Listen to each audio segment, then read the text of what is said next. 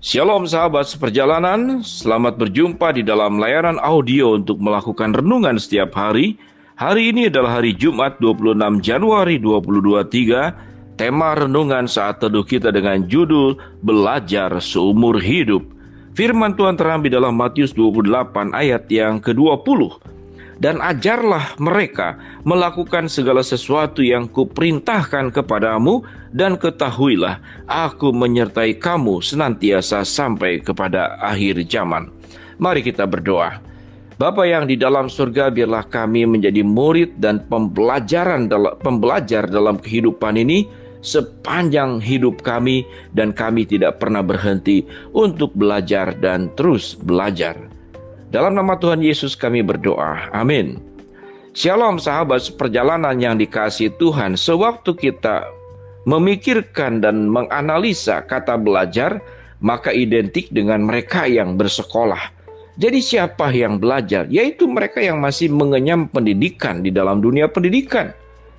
Dari balita, TK, SD, kemudian SMP, SMA, UNIF, selama masih proses pendidikan maka belajar. Tidak di dalam proses pendidikan maka dianggap itu bukan belajar. Kalau masuk dalam dunia pendidikan sebagai sebuah keharusan.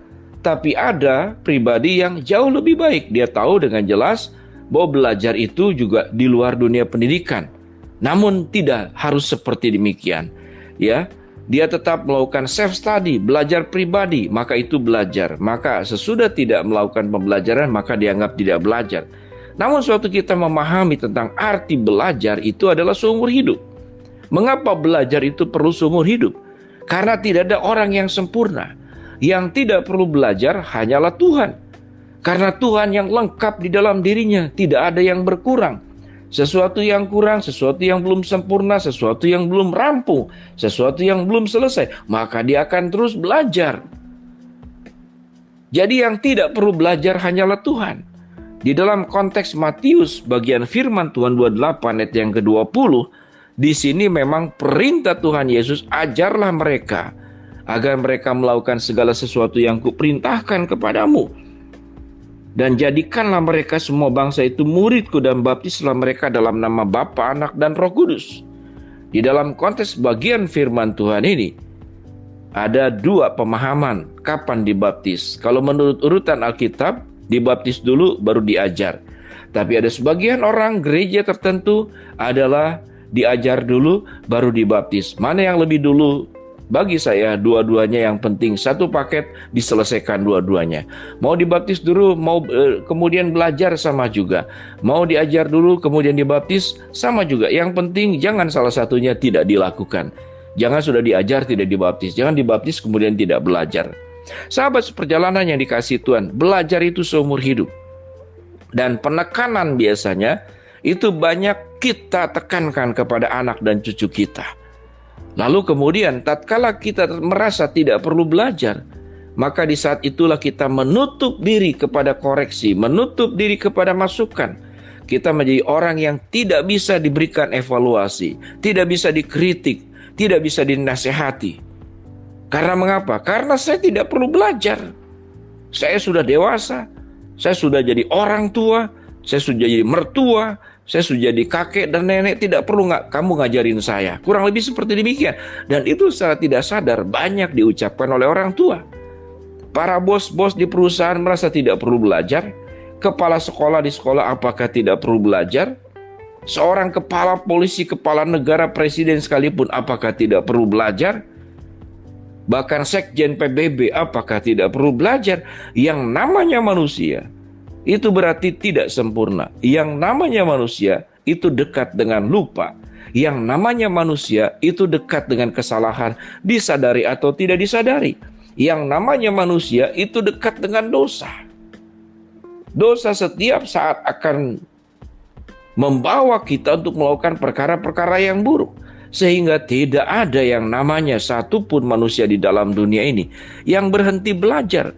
Sekalipun kita sudah lansia, sekalipun kita sudah menjadi bos, sekalipun kita sudah punya pendidikan S3, profesor sekalipun kita menjadi orang tertinggi di komunitas, setiap sahabat seperjalanan, apakah kita berhenti belajar? Tidak. Kita terus-menerus belajar karena kita manusia tidak sempurna, kita manusia berdosa, dan kita bukan Tuhan. Dan kita banyak kekurangan yang tidak disadari. Bagaimana proses belajar itu bisa berjalan dengan baik? Maka membuka hatilah untuk mendengar masukan dari orang lain. Maka membuka hatilah untuk punya saat teduh bersama dengan Tuhan. Sebagaimana pemazmur berkata, "Ya Tuhan, ujilah aku, selidikilah hatiku. Apa yang ada di dalam diriku, sehingga setiap hari bercermin apakah hati, pikiran, perasaanku itu bersih di hadapan Tuhan." Itulah pentingnya waktu doa, itulah pentingnya saat teduh. Karena kita sedang bercermin di hadapan Allah yang sempurna, di hadapan Allah yang Maha Kudus. Dan kita menyadari, kita manusia tidak sempurna, kita manusia berdosa. Ada selalu PR dalam kehidupan ini yang harus diselesaikan sampai kita kemudian bertemu dengan Bapa yang di surga. Jikalau setiap orang punya hati belajar memperbaiki diri, mungkin ucapan kita yang pedas menyakitkan orang lain, belajar supaya punya kelembutan dalam berbicara. Mungkin kemalasan yang suka menunda pekerjaan, tidak tepat janji, maka perbaikilah. Itulah PR, itulah sekolah yang harus diselesaikan. Kalau kita kemudian punya hati yang tidak setia, sekalipun tertutup, orang terdekat kita tidak tahu, dan tahu itu adalah sebuah kesalahan, belajarlah untuk bagaimana setia dan melepaskan ikatan-ikatan yang memang bukan hak setiap sahabat seperjalanan. Jangan engkau menggenggam uang yang bukan milikmu. Jangan engkau menggenggam istri yang bukan istrimu. Jangan engkau menggenggam suami yang bukan suamimu. Jangan engkau duduk di kursi yang bukan menjadi hakmu untuk duduk di sana. Jangan engkau berjalan di karpet merah yang tidak disediakan untuk dirimu. Maka itu adalah proses pembelajaran. Orang yang punya kemampuan proses belajar yang tinggi dan baik, dia akan lebih pandai membuka telinganya untuk mendengar nasihat daripada membuka mulutnya untuk berbicara. Dia akan pandai membuka tangannya menghadap ke atas berdoa kepada Allah daripada mengepalkan tangannya menunjukkan telunjuk. Hanya pandai mengatur orang lain, hanya pandai mengoreksi orang lain, hanya pandai menyatakan orang ini benar dan salah. Semua keburukan orang itu telanjang di hadapan setiap sahabat seperjalanan. Tapi keburukan diri sendiri yang sangat besar itu tertutup seakan-akan tidak terlihat. Mengapa? Karena tidak punya hati belajar. Biarlah kita sebagai orang percaya sebagaimana Injil Matius 28. Setelah kita menjadi milik Kristus, kita sudah dibaptis di dalam nama Bapa, Anak, dan Roh Kudus. Maka kita terus belajar untuk melaksanakan kebenaran firman Allah di dalam keseharian kita. Apapun peran kita, apapun fungsi kita, dilihat atau tidak lihat, Allah melihat apa yang kita lakukan. Kerjakan semuanya dengan baik dan boleh terus semakin baik karena kita pribadi pembelajar yang ingin melakukan yang terbaik, yang memuliakan Allah, memberkati orang banyak. Mari sahabat seperjalanan, jadilah pribadi pembelajar. Jangan berhenti belajar. Teruslah belajar bersama dengan pertolongan Tuhan. Mari kita berdoa. Bapa dalam surga, terima kasih buat kebenaran firman Allah yang mencerahkan kami. Biarlah kami menjadi pribadi pembelajar seumur hidup kami.